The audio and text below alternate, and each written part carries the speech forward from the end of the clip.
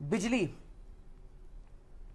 जब हमारी सरकार बनी ना, बिजली बहुत महंगी थी दिल्ली के अंदर, लगभग सबसे महंगी थी देश में।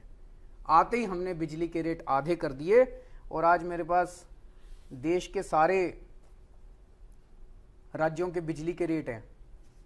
अगर दिल्ली में किसी परिवार की 200 यूनिट बिजली खर्च होती है तो उसका बिल आता है 550 रुपए का। गुजरात में अगर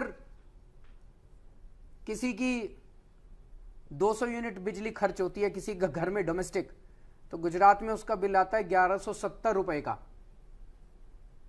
बंबई में अगर 200 यूनिट खर्च होती है तो उसका बिल आता है 1950 रुपए का। दिल्ली में 550 रुपए, गुजरात में 1170 रुपए, बंबई में 1950 रुपए। पंजाब में अगर किसी की 200 यूनिट खर्च होती है तो 1229 रुपए का बिल आता है।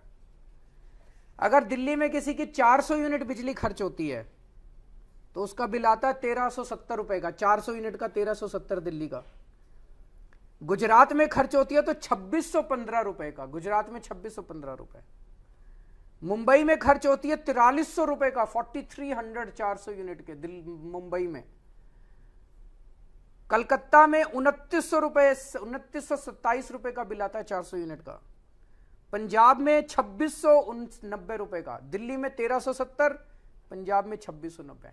सबसे सस्ती बिजली एक दो स्टेट्स हैं जहां पे दिल्ली से सस्ती है, नहीं तो सबसे सस्ती बिजली आज दिल्ली के अंदर हो गई है।